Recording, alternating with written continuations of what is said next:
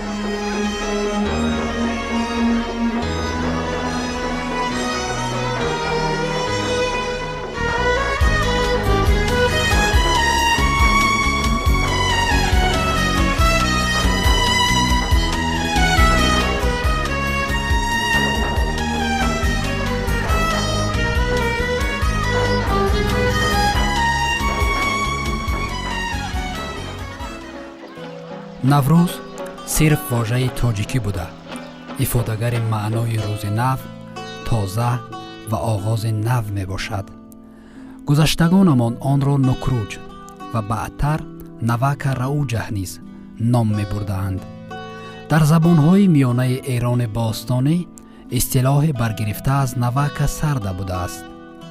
чунончи хоразмиён соли навро навсарҷӣ, суғдиён навсард ва балхиён ноксард мехонданд, ки агар яке аз ин истилоҳот вом ва ё баргирифта мебуд, навсол мегашт. дар дарӣ бошад, онро некрӯз низ гуфтаанд. суғдиёни қадим инчунин навасол низ мегуфтаанд, ки имрӯз ҳам дар забони яғнобӣ чунин садо медиҳад. аммо дар гӯишҳои маҳаллии бадахшон бошад, шогун баҳор гӯянд, ки манзурашон ҳамон рӯзи нав ва оғози сол мебошад. ин айём замоне фаро мерасад, ки шабу рӯз ба ҳам баробар шуда, табиат дубора эҳьё мегардад ва дар солшумории хуршидӣ ин рӯзро аввали фарвардин мегӯянд. дар тақвими милодӣ оғози фарвардин ба 21 март рост омадааст. дар мавриди пайдоиши ин ҷашни қадимаи бостонӣ то кунун ақидаи мушаххасу дақиқ вуҷуд надорад, зеро он аз умқи қарнҳо сарчашма гирифтааст. аксари олимон ва таърихшиносон ба он боваранд, ки ин ҷашн дар сарзамини мо зиёда аз 3000 сол боз вуҷуд дорад, ки оине бадин ҳад қадимаро таърихи башарият аз ҳеҷ як миллату нажоди дигаре дар ҷаҳон то кунун ёд надорад. барои ошноӣ ба мафҳум ва моҳияти ин воҷа сар мезанем ба осори адибону классиконамон, зеро саропо бозгӯи таърих, анъанот ва фалсафаҳои наврӯзиянд. дар нахуст ҳаким фирдавсӣ дар шоҳномаи безаволи худ ба наврӯз чунин ишора намуда онро ба шоҳ ҷамшед нисбат медиҳад. ҷаҳон анҷуман шуд бари тахти ӯй, фурӯ монда аз фарраи бахти ӯй. ба ҷамшид бар гавҳар афшонданд, мар он рӯзро рӯзи нав хонданд. сари соли нав ҳурмузи фарвардин, баросуда аз ранҷ тандил ز کین. бузургон ба шодӣ بیاراستند، маю ҷом و رامشگران خواستند. چونین روز فرخ از آن روزگار، بمانده از آن خسروان یادگار. حکایت و روایت ها درباره عید نوروز خیلی بسیارند. ابوریحان بیرونی دانشمند و عالم قرن دهم در کتاب مشهور خود آثار البقیه از زبان علی بن یحیی نوشته است: روز نوروز یگانه روز است که تغییر ناپذیر است. و یا در جای دیگر نخستین روز فروردین ماه است و از این جهت روز نو خوانده‌اندش، زیرا که آن نشانی سال نو است. اما اساسگزار این جشن بودن جمشید را انکار میکند. چون جمشید به پادشاهی رسید، دینها از نو کرد و این کار خیلی بزرگ به نظر آمد و آن روز را که روز تازه بود جمشید عید گرفتی، اگرچه پیش از آن هم نوروز بزرگ و معظم بود. گروه دیگری که نوروز را به آغاز شاهنشاهی کیومرث نسبت می‌دهند، از حساب نامعتمدی این فرضیه نیز زیر سؤال می رود. متعلق کدام یک شخصیت بودن نوروز چندان قابل قبول نیست، زیرا چون منطقاً به حکمت و فلسفه این روز می نگری، فکر و خیال انسان را به پیدایش آدم و عالم می برد. همچنین در جای دیگر این کتاب آورده است: از رسم‌های پادشاهان نوروز چیست؟ نخستین روز است از فروردین ماه و از این جهت روز نو نام کردند، زیرا که پیشانی سال نو است.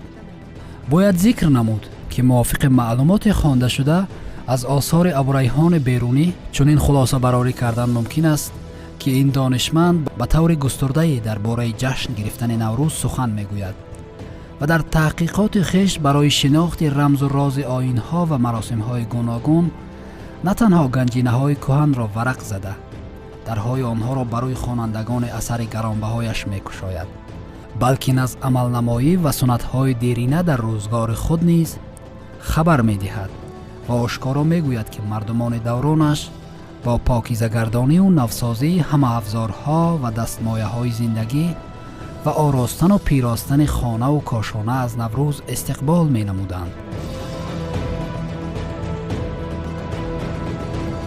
در رساله نوروزنامه عمر خیام نیز آشکارا به نوروز زمان قدیم و خصوصیت‌های آیینی آن روبرو می شویم که هر کدام رمز و رازهای خاص نوروز را می توان دریافت. سبب نوروز نام نهادن آن در برابر شوی دو دور آفتاب بوده است که هر 365 روز پس این حادثه یک مراتبه رخ می دهد. بنابر چنین حادثه همین مرحله را آغاز سال مقرر نمودند. خیام می نگارد: چون جمشید آن روز را دریافت، نوروز نام نهاد و جشن آیین آورد و پس از آن پادشاهان و دیگر مردمان به دو اقتدا کردند. این چنین قصه آورده است: چون کیومرث اول به ملک عجم به پادشاهی بنشست، خواست که ایام سال و ماه را نام دهد و تاریخ سازد تا مردمان آن را بدانند. بنگریست که آن روز بامداد آفتاب به اول دقیقه حمل آمده، موبدان گرد کرده و بفرمود که تاریخ را از آنجا آغاز کنند. موبدان جمع آمدند و تاریخ نهادند. در بعضی از متن‌های کهن از جمله شاهنامه حکیم فردوسی، تاریخ طبری، التفهیم و آثار البقیه ابوریحان بیرونی و نوروزنامه عمر خیام شاه جمشید یا اینکه کیومرث با عنوان پایه‌گذار نوروز معرفی شدند. پدیدآوری نوروز در شاهنامه فردوسی بدین گونه روایت شده است که شاه جمشید در حال گذشتن از آذربایجان دستور داد تا در آنجا برای او تخت بگذارند و خودش با تاج زرین بر روی آن تخت بنشست. با رسیدن نور خورشید به تاج زرین او جهان نورانی شد و مردمان شادمانی کردند و آن روز را نوروز نامیدند. بعضی از سرچشمه‌ها نوروز را به کوروش کبیر نسبت می‌دهند که طبق این گفته‌ها او در سال 538 پیش از میلاد، یعنی زمان حمله‌اش به بابل، نوروز را جشن ملی اعلان نموده است. به افتخار غلبه‌اش در این سرزمین برای سربازان استراحت اعلان کرده، دستور پاکسازی خانه و کاشانه و محله‌ها را صادر نموده برای محکومان عفو اعلان نمود. این آیین‌ها در زمان پادشاهان دیگر هخامنشیان نیز برگزار می شده است. زمان داروی یکم مراسم نوروز در تخت جمشید برگزار می شد. البته در سنگ نوشته های بجامانده از دوران هخامنشی ها اشاره مشخص دایر به برگزاری نوروز نیست، اما بررسی ها بر روی این سنگ نوشته ها نشان می دهد که مردم در دوران آنها به این جشن آشنا بودند و هخامنشیان نوروز را با شکوه بزرگ جشن می گرفتند. یکی از چنین سندها همان سکه ای است که از دو طرفش سرباز در حال تیراندازی نگاشته شده است و این به زمان دارای یک راست می آید که به مناسبت نوروز آماده شده بود.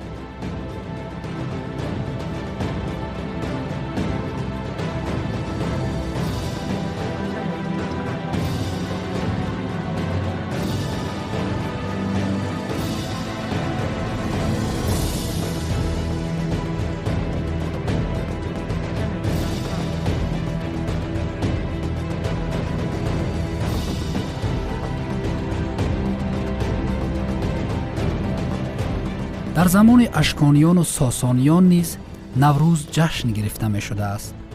از این کتاب های تاریخی و دیگر اثرها معلوم می شود که نوروز در دوران قدیم به شکل های گوناگون قید کرده می شده است. روزهای جشنگیری عید نیز فرق داشته است. برگزاری جشن نوروز در زمان ساسانیان نه کم از 6 روز طول می کشید و به 2 دوره تقسیم می شد. نوروز کوچک یا نوروز عامه که 5 روز بود و از 1 تا 5 ماه فروردین گرامی داشته می شد که روز 6 فروردین یا خود خرداد روز جشن نوروز بزرگ یا نوروز خاصه برپا می گشت.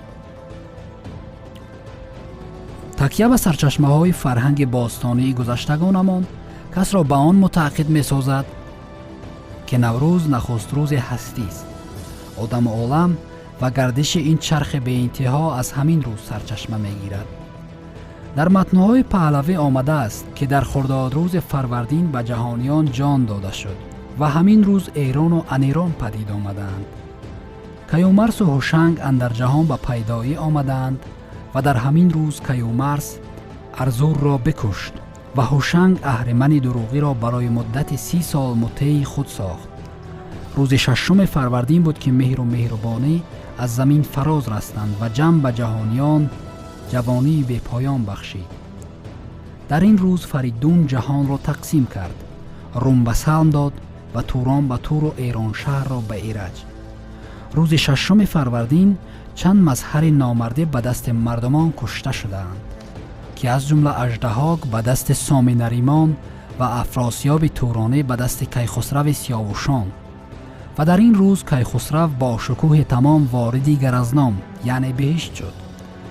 همین روز منوچهر و آرش شیواتیر بخشی از ایران زمین را که به تصرف افراسیاب در آمده بود از او باز ستاندند و در همین روز گشتاسپ آیین اهورایی را پذیرفته است.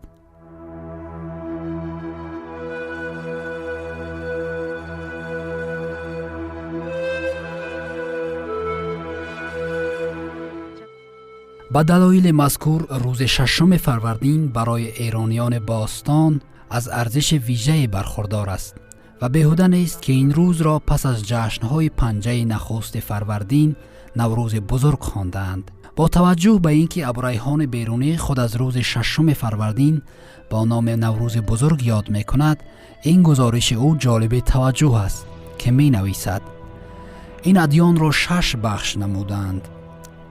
5 روز نخست را به پادشاهان اختصاص دادند و پنجه دوم را به اشراف و پنجه سوم را به خادمان و کارکنان پادشاهان و 4 را برای ندیمان و درباریان و پنجه 5 را برای توده مردم و پنجه 6 را برای برزگران. شروع از نوروز در سراسر مملکت عدالت تنتنه می کرد. خیر و سخا و شوقت و محبت حکم فرما می شد. نیازهای لشکریان برآورده می شد. زندانیان آزاد و مجرمان عفو می گردیدند و پس از آن همگان به عیش و نوش می پرداختند. در تمام روزهای نوروزی نوازندگان و سرایندگان خاص دربار در خدمت بودند که این هم یکی از سنت‌های تجلیل نوروز در آن دوره‌ها به شمار می رفت. اولین شایعه که نوروز عامه و خاصه را به هم آمیخته روز مابین آن را روز جشن اعلان کرد شاه ساسانی هرمز پسر شاپور بوده است. با روی کار آمدن سامانیان جشن نوروز با گستردگی بیشتری برگزار می شد که تنتنه های آن را از هر یک مصرع شعری ادیبان و شاعران این دور می توان پی برد. زمان اصطلاح عرب ها بعضی تغییر و علاوه ها صورت گرفت که اساساً جنبه های اقتصادی و اجتماعی و امور مالیات را فراگیر بودند، ولی این دیر دوام نکرد. زمان سلجوقیان ستاره شناسان با سروری عمر خیام برای اصلاح این کمبودی ها از جمله تقویم گرد هم آمده بودند. این گروه نوروز را در روز یکم بهار قرار دادند و جایگاه آن را ثابت نمودند. اصلاحاتی در اساس مشاهده های دقیق علمی و حساب و کتاب انیق گذرانیده عمر خیام در اثر او زج ملک شاهی که در تاریخ با نام تقویم جلالی معروف است با موفقیت جنبست کرده می شود. هزار ساله هاست که قومیت و ملت های گوناگون در هر کجا و در هر حالی که باشند نوروز را با همه رسم و رسومش در خانه و کاشانه های خیش جشن می گیرند. عید نوروز در زمان تازیان، ترکان، مغولان و دیگر فرمانروایان نیز با شادی و خوشنودی برگزار می شد.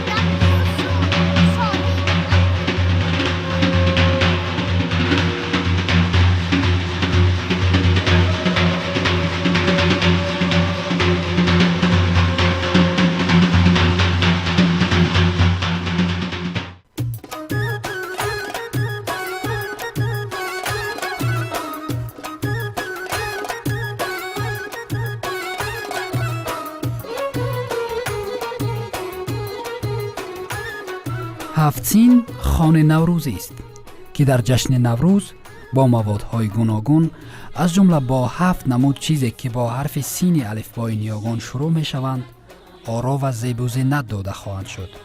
سینجید، سبزه، سماک، سیر، سمنک و سیرکا. بجز مواد مذکور روی سفره نوروز ظرف آب با ماهی سرخ، آینه، شمعدان، خشکبار و تربار، شیرینی، تخم مرغ و دیگر خوراک و غذاهای لذیذ گذاشته می شدند.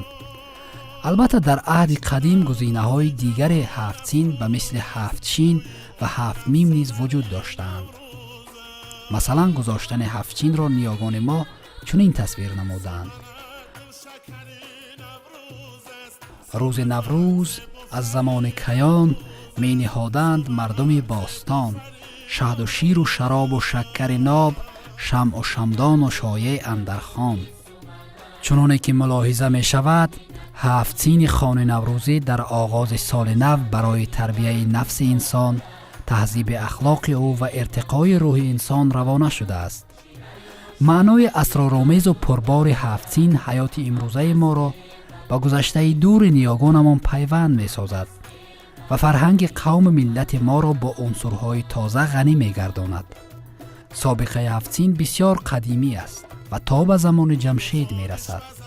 ابوریحان بیرونی اطلاع داده است که سابقه هفت‌سین به روزگار نیاپرستی می رسید و در آن دور زمان هفت‌شین در سر دسترخوان نوروزی معمول بوده است. محصولات هایی که در قسمت هفت‌شین گذاشته می شوند عبارت است از شکر، شربت، شیرینی، شمع، شانه، شیر و شراب.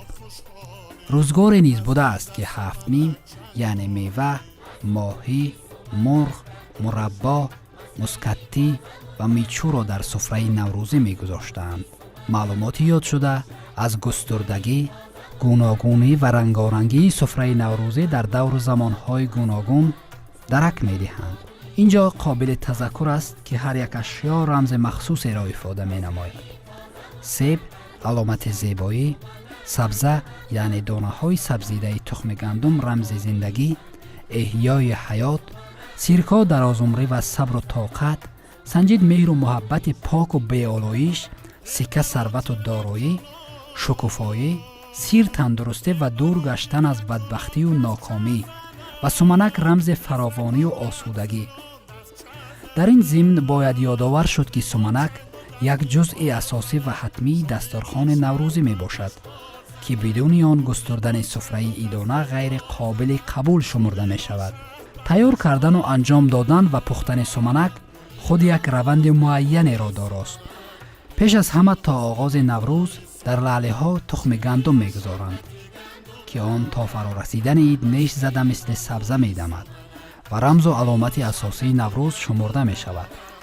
اینچنین از همین سبزه های دمیده و گندم آن سمنک خوان نوروزی را نیز آماده می سازند.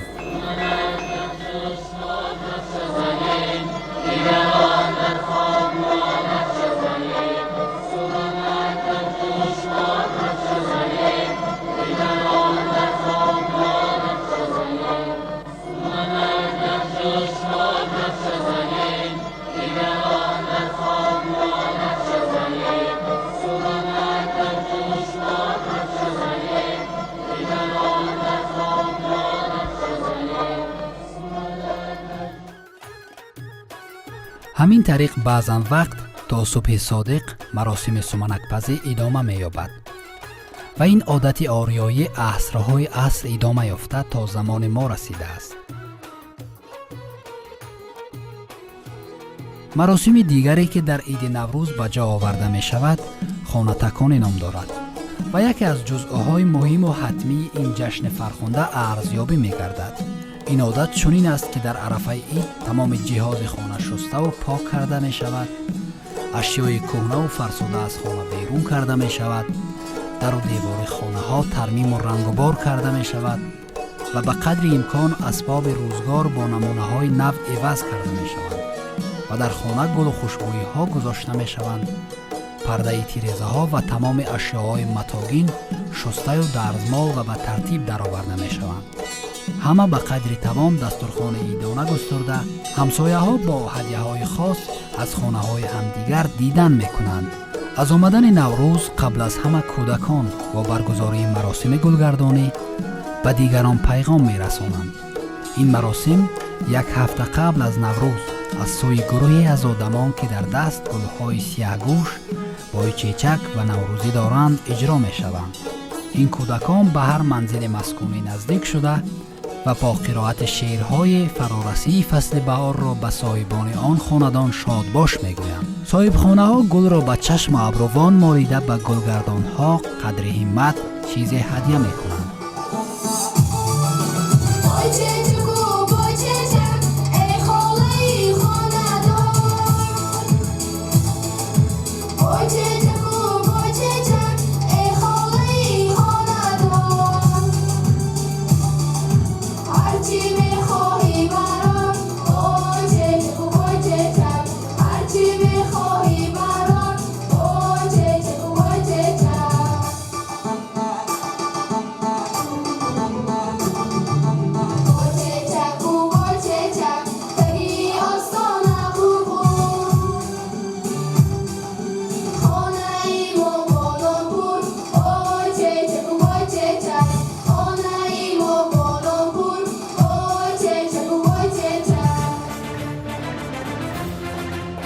ملت فرهنگ دوست و تمدن آفر تاجیک از عمق قرنها این عنعنه‌های نیک نیاگانی را در مرحله‌های شدید فرهنگ ستیزی و هویت کشی بی‌گزند تا امروز آورده رساند و خوشبختانه با تلاش‌های پی در پی و پیوسته فرزند فرزانه ملت، اساسگزار صلح و وحدت ملی، پیشوای ملت، پرزیدنت جمهوری تاجیکستان محترم امامعلی رحمان، عید نوروز سال 2009 از جانب کمیته حفظ میراث فرهنگی سازمان ملل متحد رسما به فهرست یونسکو عاید به میراث بشریت فرهنگ جهانی داخل گردید.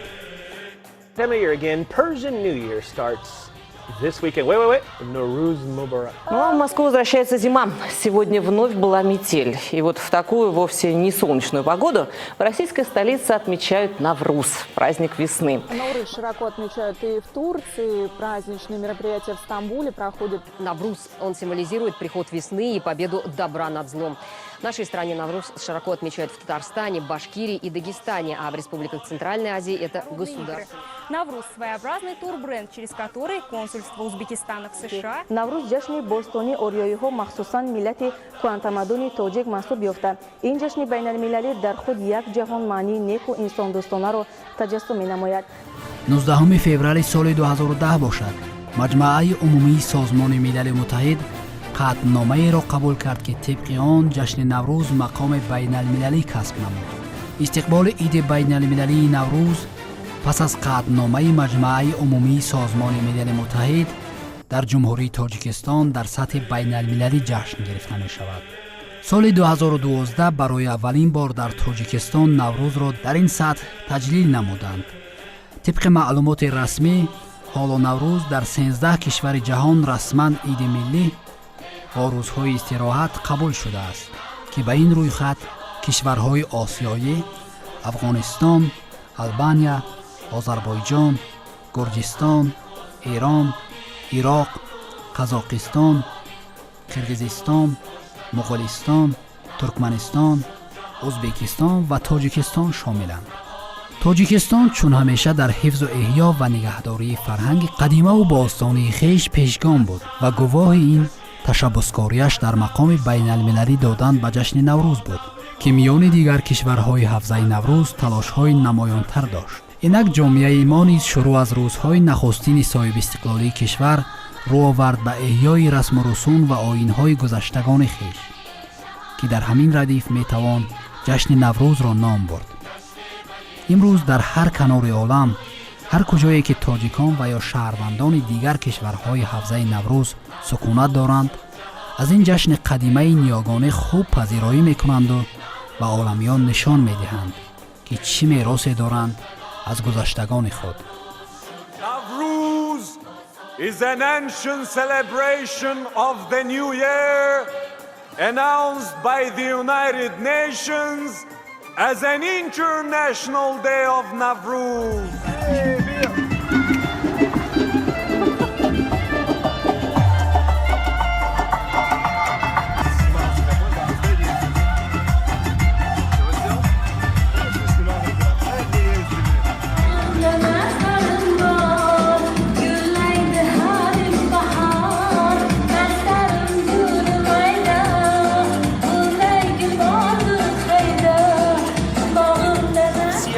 Нашим братьям и сестрам из солнечного Таджикистана мои самые искренние, самые сердечные поздравления с весенним праздником и пожелать всего самого доброго, самого светлого, самого прекрасного. Навруз Мубарак! ҳамватанони азиз, ман аз номи ҳамаи тоҷикони фаронса шумоёнро ба иди наврӯзи хуҷастафай табрик намудам. ба шумоён умри дароз, муваффақиятҳо дар сари баланд, амали ҳамаи орзуҳоятонро метавонам. Ну а сейчас на эту сцену выйдет коллектив из Таджикистана. Собственно, они уже на сцене. «Шамс», так называется эта группа, в переводе с фарси «Солнце». Встречайте!